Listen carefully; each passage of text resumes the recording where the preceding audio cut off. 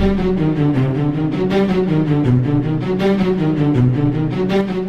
got to Strawberry Lake later that summer, and I started going out in the woods outside of the campground area and telling my parents that I was seeing monkeys in the woods.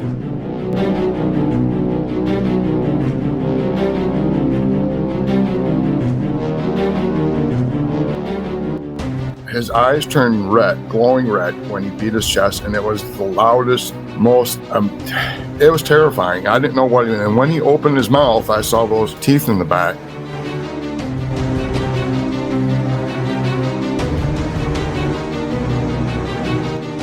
I knew right then and there that wasn't an orangutan. I turned and started to run. I might have got out in time. No sooner than that, he grabbed my ankle.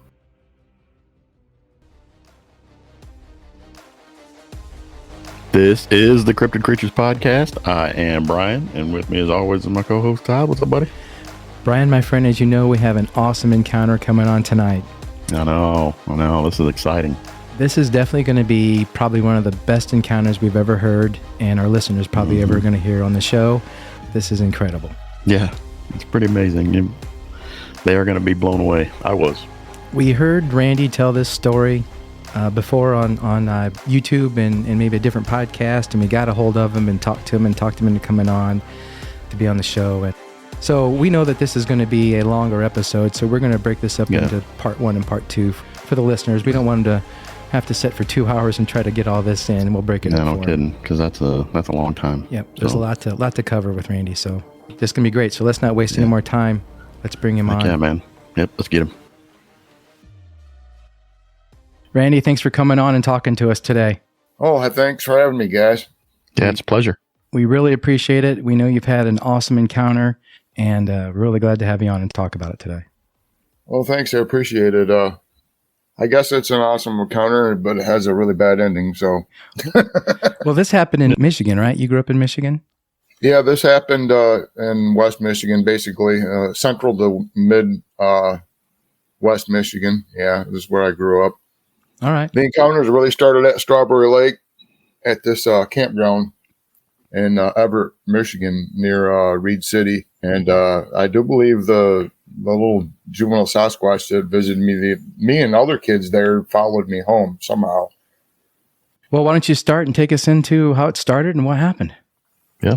Well, how it started is we ended up at this campground over in, like I said, over in Everett. And when I was a kid, I was probably 8 years old, and we had just visited that winter with my relatives, like Tarzan, Zucchini, and some circus, and we got in as some sort of relatives, and I rode the elephants, and they had a couple of chimps there, but there were some other animals that I had interaction with, but I don't know if that had anything to do with anything, but when we got to Strawberry Lake later that summer, and I started going out in the woods outside of the campground area and telling my parents that I was seeing monkeys in the woods. They just thought I was seeing raccoons, but things picked up rather quickly out there, and they thought I was. We went there. We went there twice that summer, and the first visit, I started seeing them, and I had some interaction with them. And we're only there for a weekend or something. And later that summer, we came back in August, and we stayed for a week, and that's when there was a lot more interaction. And there was the logging incident, which I'm just working on now. And my parents didn't believe me after that first encounter there at Strawberry Lake when we went home. And I told them, and like I said, they thought it was raccoons. When we went back later, I had made friends with some of the people that were staying there. I'll try to keep this part as short as possible. But it turned out this so-called chimp was playing with the other kids after I was gone, from that time period from say mid-June or to August when we came back. And these other kids that I had talked to over there said they were playing with it, and they named it Sammy. And one of their mothers had seen it and found an article, and I've been trying to find this article too about, this lost chimp they thought was a chimp from some circus that it went through. And I figured, as an 8-year-old kid, well, this is the circus that I, met these people, and I already know these chimps. I didn't have any fear of them.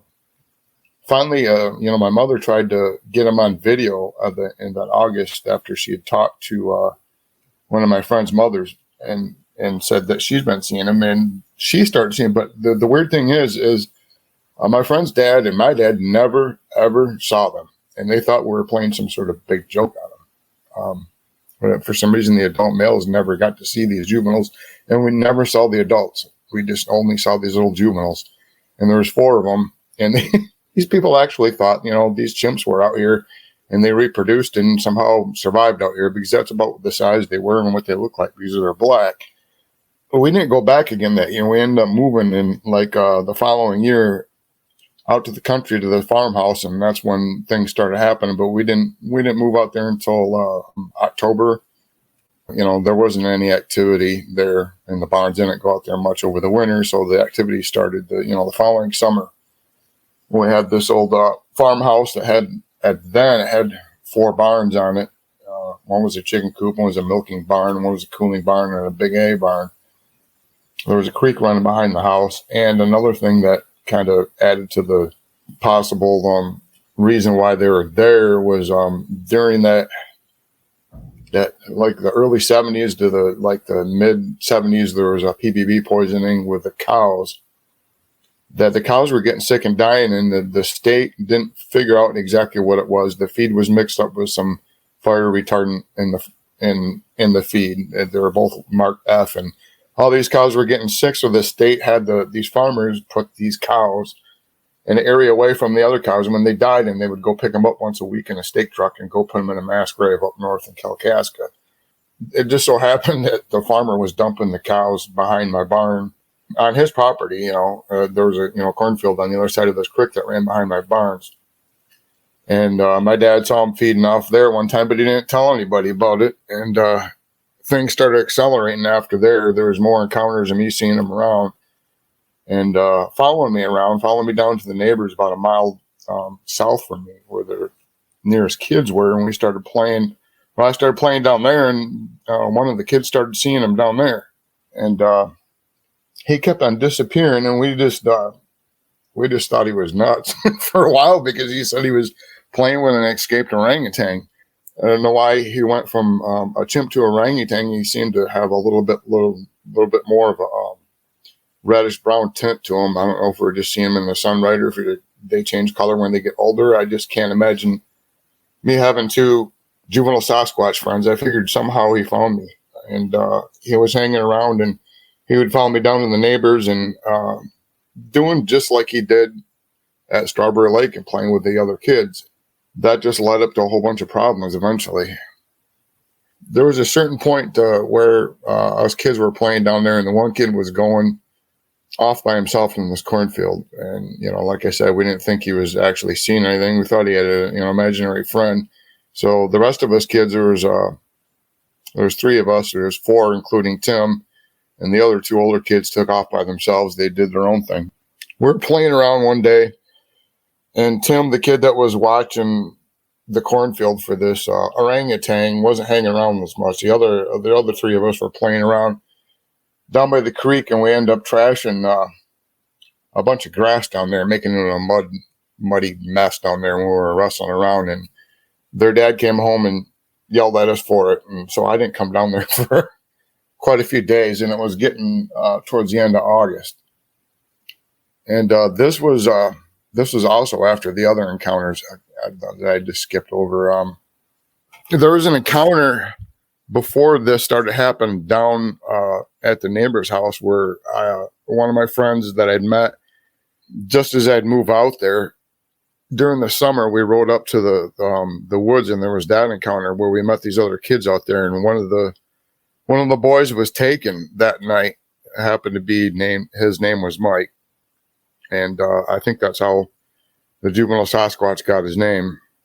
There's so much to this. I'm sorry I skipped around this so much, but this is when all the weird stuff really started happening. I guess it was before the stuff at the house with the kid watching the cornfield. This was before that, and we'd went up there and camped overnight. And I don't know why 9 and 10-year-olds would be allowed to do this, but back then I guess things were different.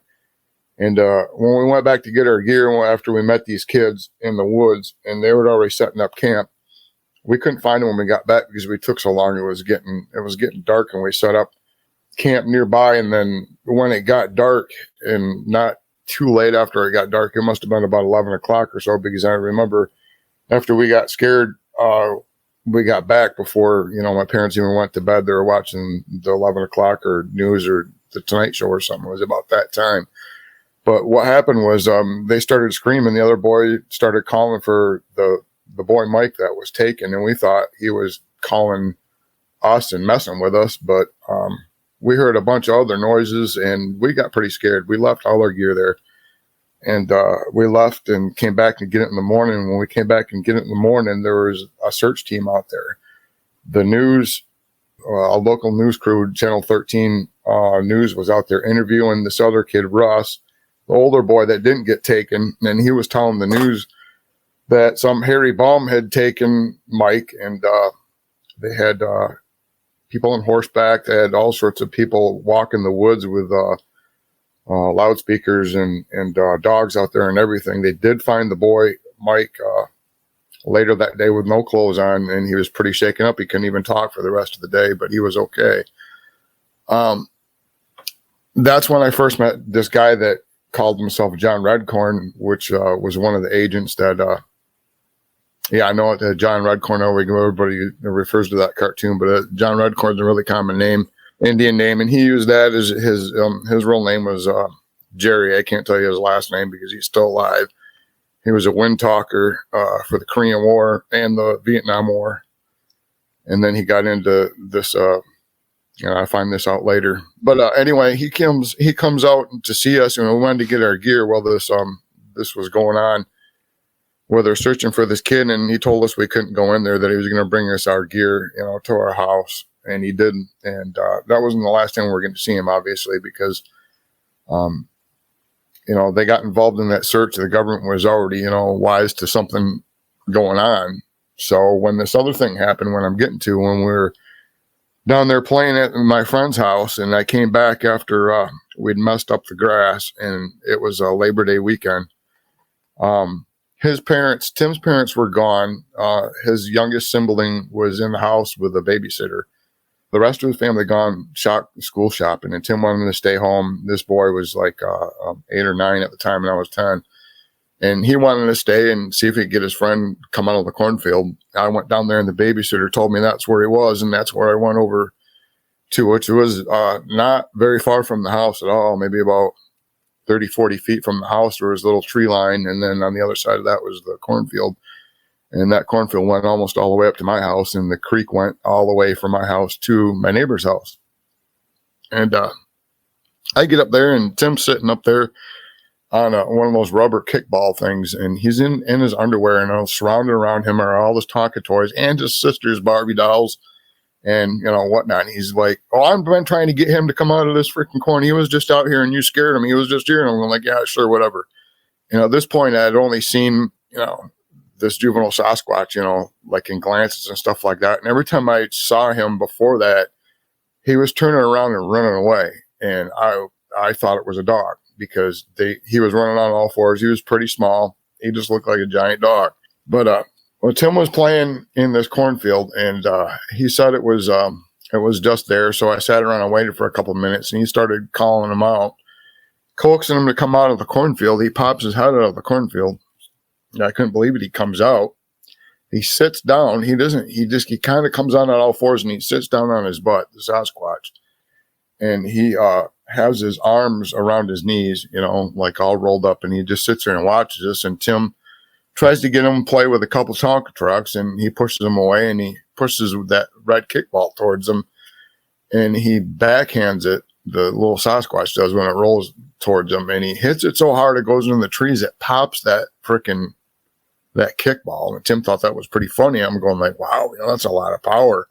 I'm thinking, and Tim tries to coax him out to come a little bit further out, because he's squatting right next to the cornfield. He gets him to come out.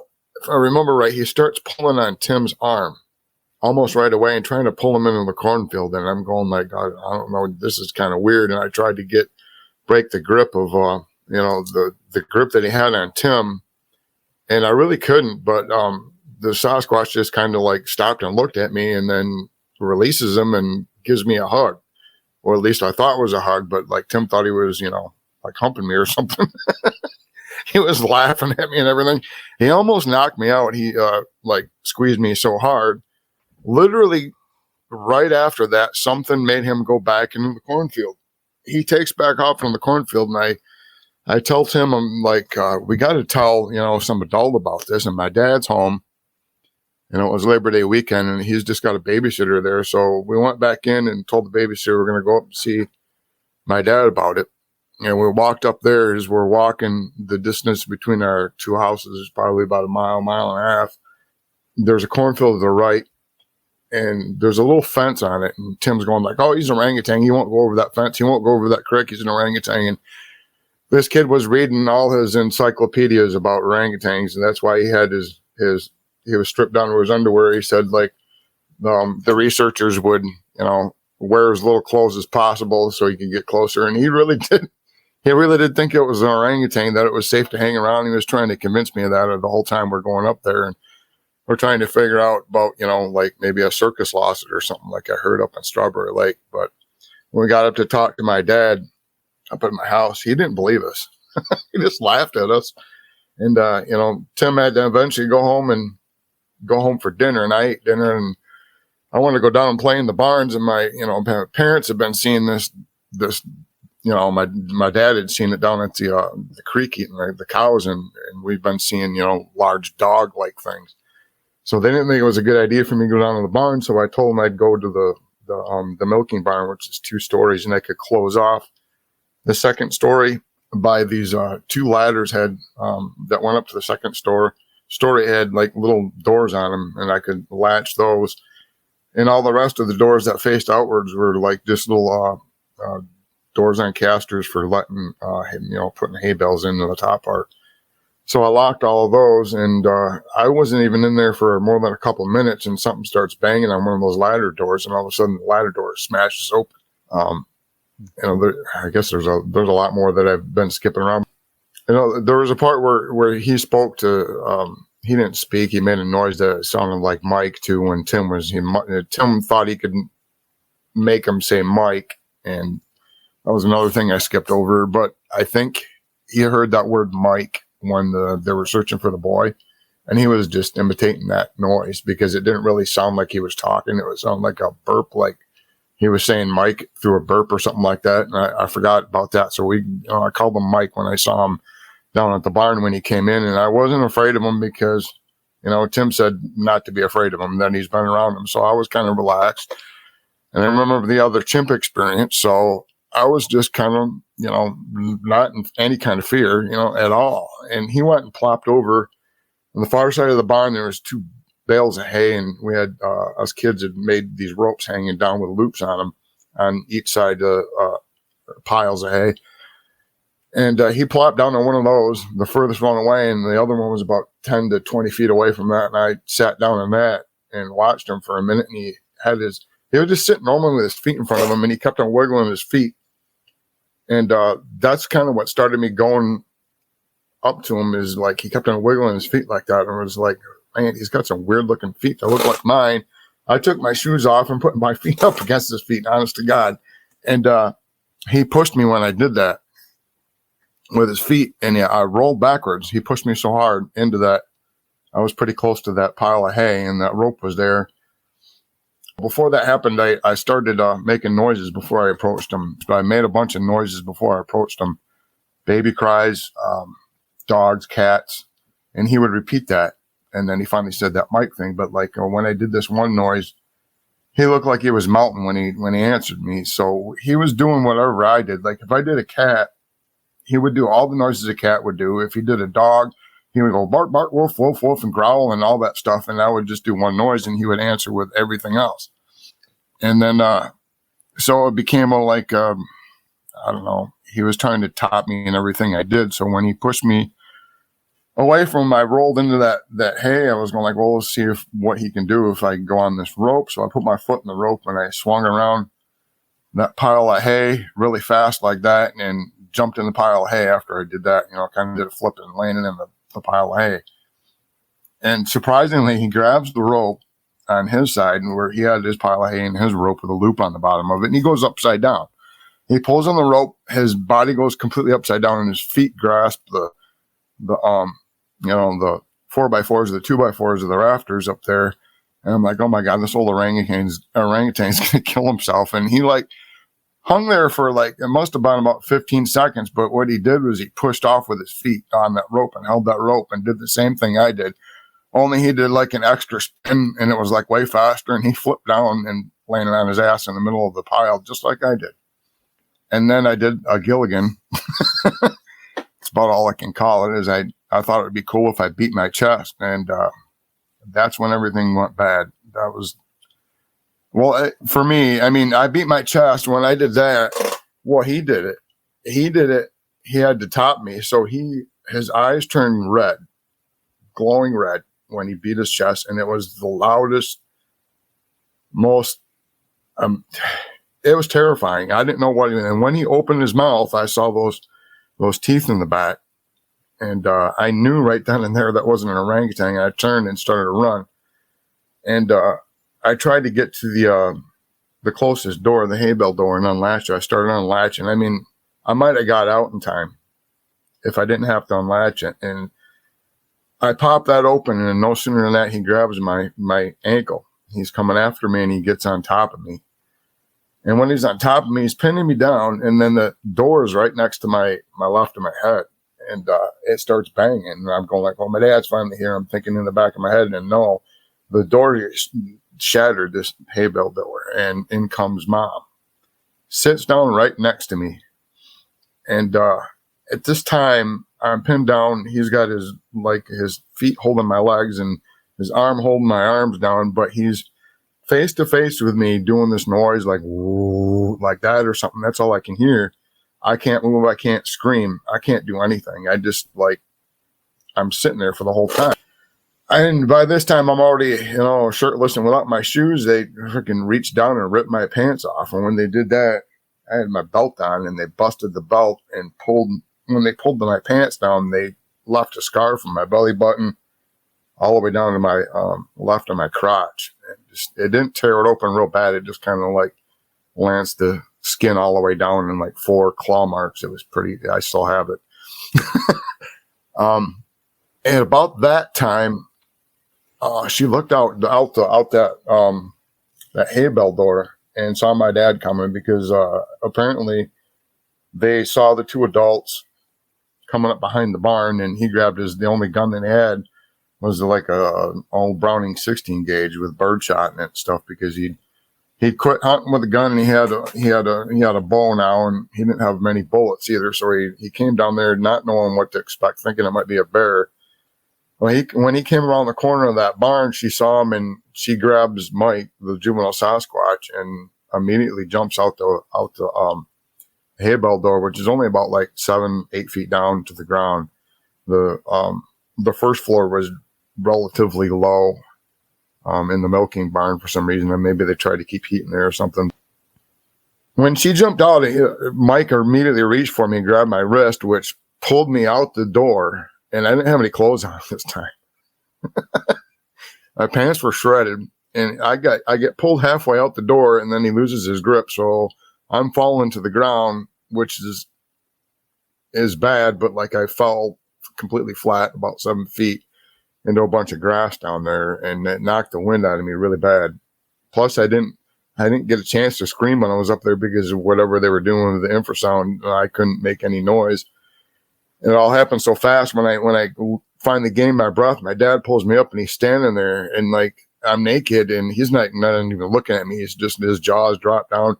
He's got his gun, but he's not shooting anything. These 2 big adults are over just behind the barn yelling and screaming, and the juvenile Mike, the female has him still, but when I get up, I scream finally. And for some reason, the juvenile Mike thinks I'm hurt or something like that. Or, then I thought, but now when I look back, then I thought he was coming back to attack me, but he runs back and on all fours, he breaks free of Mom because he was a little bit too big to be carried around. And when he stands up in front of us, like I think about 5-6 feet in front of us, he stands up and he looks at my dad and he looks at me, and I'm like freaking out now. I'm screaming and I don't know what's going on. And my dad, I'm sure, wasn't very calm either, but he takes a couple shots after the Mike tries to grab my arm and pull me and go with him. He just shoots in the air, which was a good thing to do because the gunman really wouldn't have done anything but piss him off. But when he shot the gun, the adults ran, and Mike ran a little bit, the juvenile Sasquatch, but he only went a little ways and he started coming back. The adults were long gone. They were down by the creek. So we run back into the barn as he's charging back to us, and the doors are, this old milking barn's not there anymore. It was pretty old back then, and a tornado took it out, but it was rickety. The first door we went in didn't close properly, so we went in deeper into the barn and closed that door, which had a lock on it, but it had 2 busted windows on the east and west, and on the facing north, there was a great big hole in the sliding doors there where they used to put in tractors in for repair there, and it had holes everywhere, but it had a locked door up towards my back. And he reaches out through this back. He tries getting in through this little hole, and he reaches through this hole by this door and grabs my arm. My dad had to hit his arm with the butt of the gun, and then he starts screaming, and it all goes quiet for a minute. And my dad starts looking at one of those holes alongside of the barn, and Mike grabs the gun away from him, or tries to grab the gun away from him, grabs the barrel. My dad's fighting with him, has to shoot the gun to like get Mike to let his grip go on the gun because he can't get the gun away from him. And after that happens, it got quiet again for a minute, and he throws all his shells on the ground. He's like, I don't know what I'm going to do. All I got is birdshot.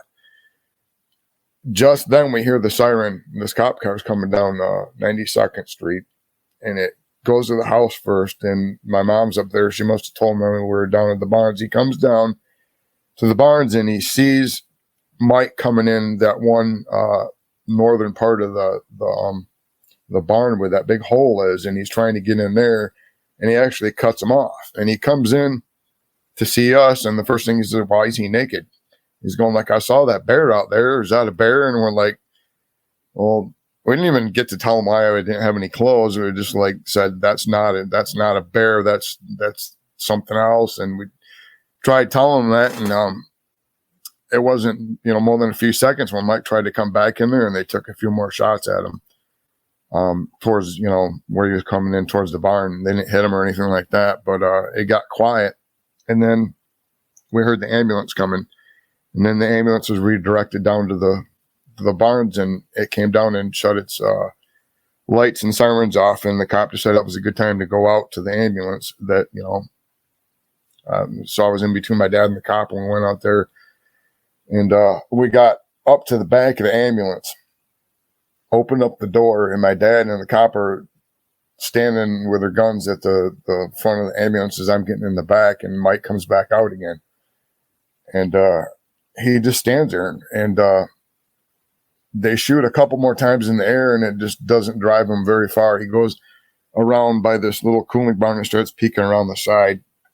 For some reason, the cop decided to turn on all the sirens of both ambulance and a cop car to scare him away. And that worked. He drove them off, and went up to the house. And they were checking out, the ambulance drivers were checking out my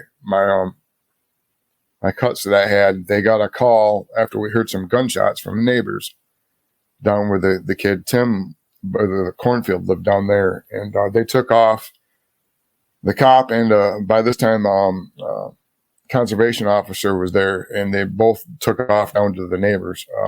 After the ambulance workers got me patched up, I had to go in to get stitches, but it wasn't like I was bleeding all over the place. It wasn't anything really serious. I just had to get a couple stitches. As we were leaving the driveway, the state cop pulled up and told us that the locals got it and he's going home, that he was on his way home. Then we go down and talk to our neighbors down there and check on them before we go to the hospital. And that's what we did. Went down there, and I got to see there's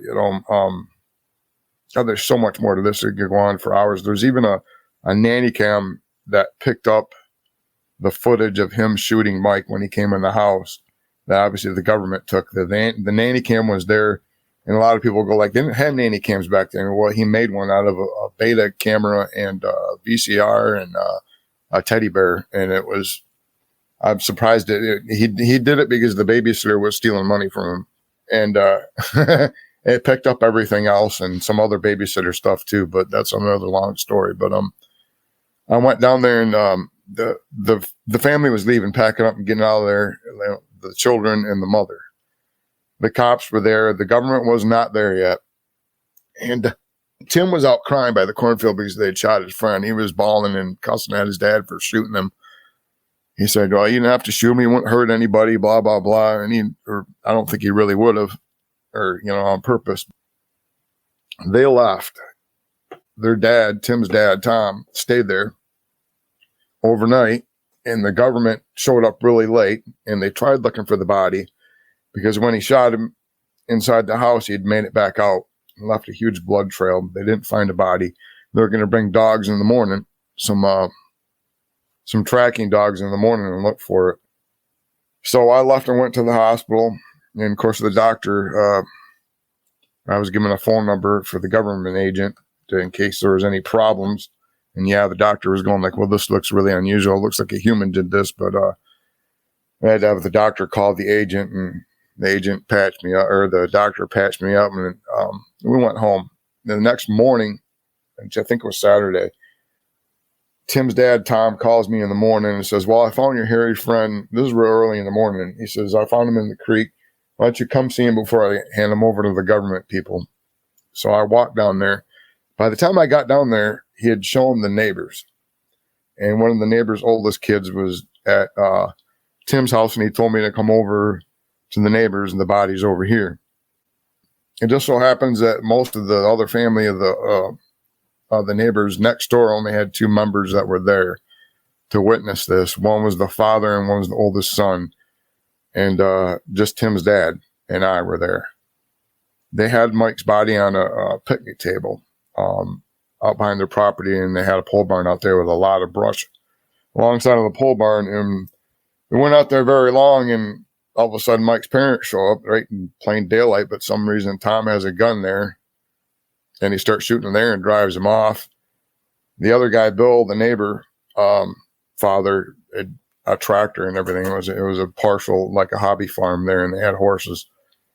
And he had plowed immediately all that brush down. And then we got to work. They decided they were going to inspect the body. And when they saw the teeth is when everything changed. They opened the jaw. Normally if you see their teeth, well, they're alive and they sit towards the back, you would never guess that, what happened next is we pulled the jaw down, and these teeth would move, those back ones that I'm sure were like more like a tusk than a tooth, because they would move up and down with the jaw, and they were just freaking out. Like, even though they were so far back, I don't think they would actually do anything. They were more for show, but they looked, like they're pretty menacing. They decided that the government wasn't going to get this body, that they were going to take pictures of it and dissect it right in front of me. Just so happened the neighbors there were photographers, and they had their own dark room to do all this camera work. So they do all this. They cut him open, and I threw up almost immediately because it was horrible. All his guts came out and everything. There was a lot of water inside of him, and they made me come back and look, and that's when I saw they looked really closely at the heart, and it had a second chamber behind it. I mean, they were really confused. The two adults at first, but they thought there was two hearts, but it was one heart with a secondary chamber, and the guy, Tom, his shot with a 30-30 that he took inside the house, which is insane. It actually almost hit a gas pipe too. We found out later. It was like an inch away from a gas pipe in his house.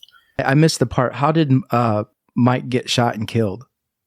Yeah, I guess I did skip over that. Mike got shot and killed because he went down to Tim's house, the kid's house, after all that incident with the sirens and stuff at my barn, and he started banging on the windows and the doors of the house and the roof and stuff like that. And the adults were trying to pull him away from the house, the adult Sasquatch. and just yelling and screaming. And Tim's parents had just gotten home and let the babysitter go, and this all started to happen. It was still before dusk even.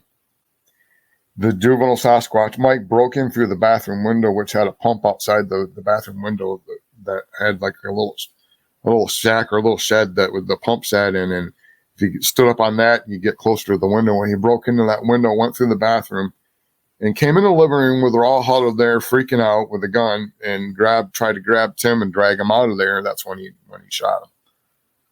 And but he made it back out through the window and left a huge blood trail. But that's how that ended up. Well, back to the dead body thing. They went through all that and taking pictures of it and everything, and the teeth, the gums and inside of the mouth were much like I don't know if you ever seen a dog that has like different colors of pink and black in the mouth. Yeah, and it's exactly and it had a black tongue. The eyes were like a golden brown in the iris, but we did find something really weird. One guy said it was blood because his heart had like failed and pumped all the blood into his eyes even, but it looked like, I don't know, he had some red stuff in his eyes. I don't quite understand how that worked. Other than that, the lungs were remarkably huge. I don't remember a whole lot about the insides of the Sasquatch because I was only 10 years old and I didn't like watching that kind of stuff. I had a dad that hunted and skinned rabbits in front of me all the time. There's just something unnatural about it. I left.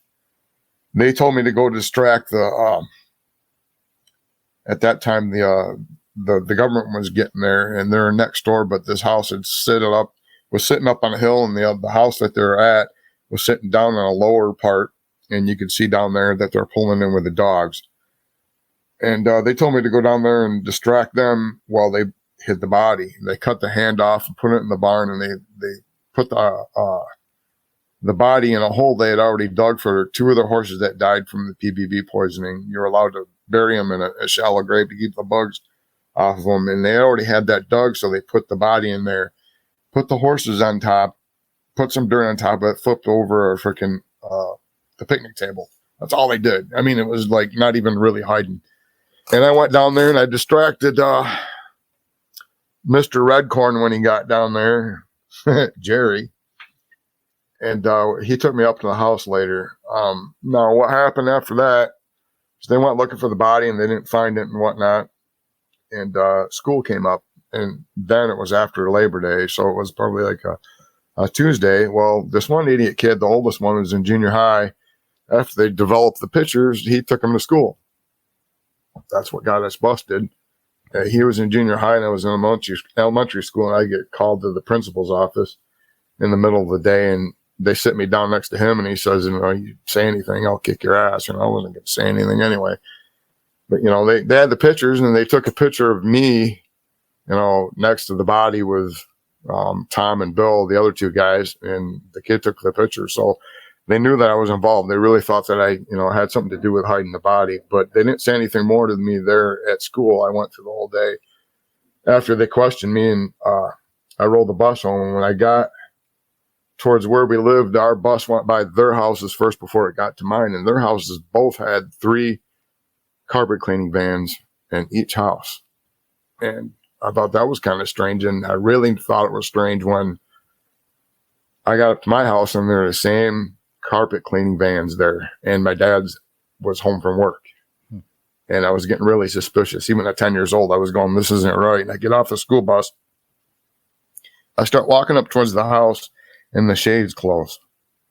I'm going like, okay, that would never happen. And I get a little bit closer, and I could see a lot of people inside the house. And I just started running. I knew something was really, really wrong. I just started running down towards the creek. I didn't make it very far. A bunch of National Guard came out of my house. The vans were full of National Guard. And they grabbed me and pulled me inside of the house and started questioning me, and I wouldn't tell them anything. This went on for quite a while, and Jerry, Mr. John Redcorn, decided that he wasn't going to put up with it anymore, and he said, I'll be right back. He goes out to his car, comes back with his briefcase, opens it up, and it's all full of sodium pentothal. and needles and all that stuff, and all the bottles sitting there. And 3 of the National Guard guys eventually protested after they freaking took my dad's duct taped me down to a chair, and he was about ready to give me that stuff, and they drew their guns on him. Honest to God, but it was only 3 of them.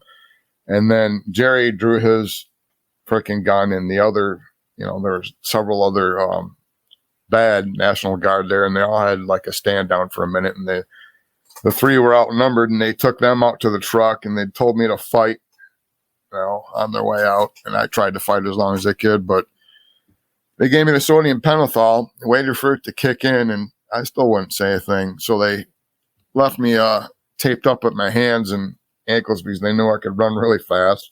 Threw me in the van and took me down to the neighbors. Threw me on the ground in front of the neighbors that they had standing down there by the pole barn. All of them, Tim, Bill, and the boy, Brad.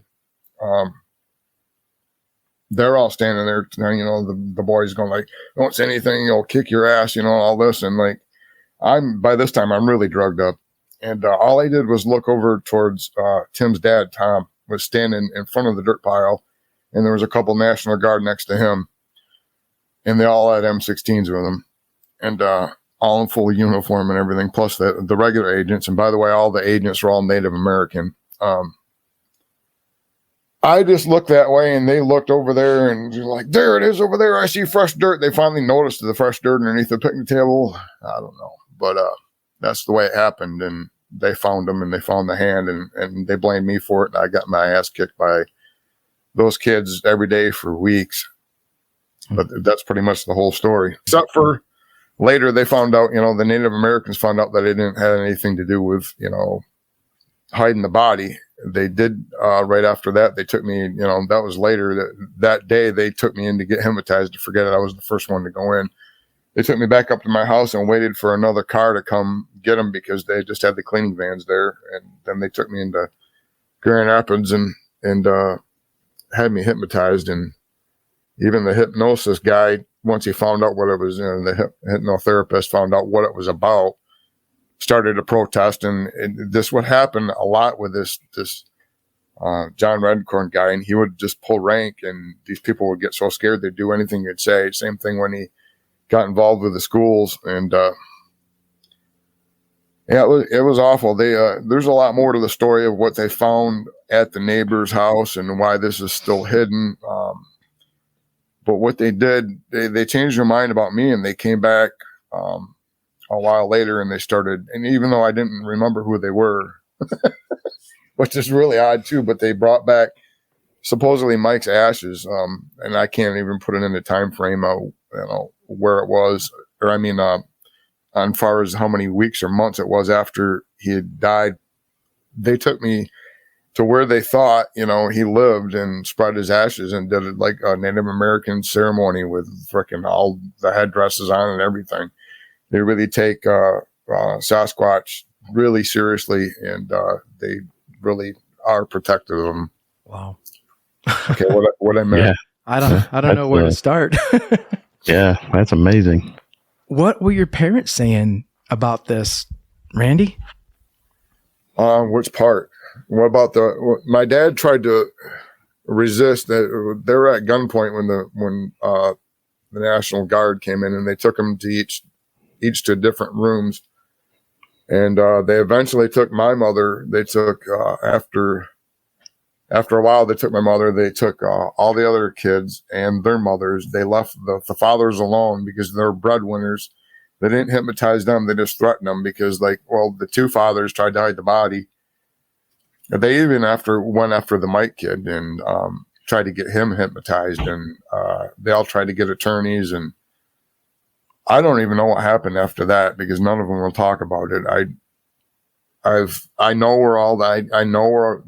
who all the agents are. I know who all the cops are. I know everybody that was involved, every single witness, and nobody will talk about it. And I've actually found 3 of the agents because they're friendly with me after that. They told me their names. They told me a lot of stuff that most people don't know about Sasquatch. He said, you were playing with a caveman. It was a Neanderthal. And they didn't just tell me that.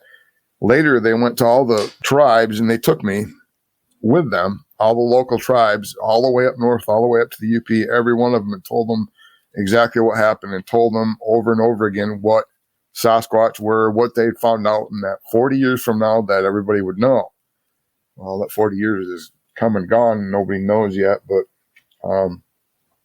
who knows how much they lied to me about, but I don't know if that was a lie because I picked it up from them telling other Native Americans.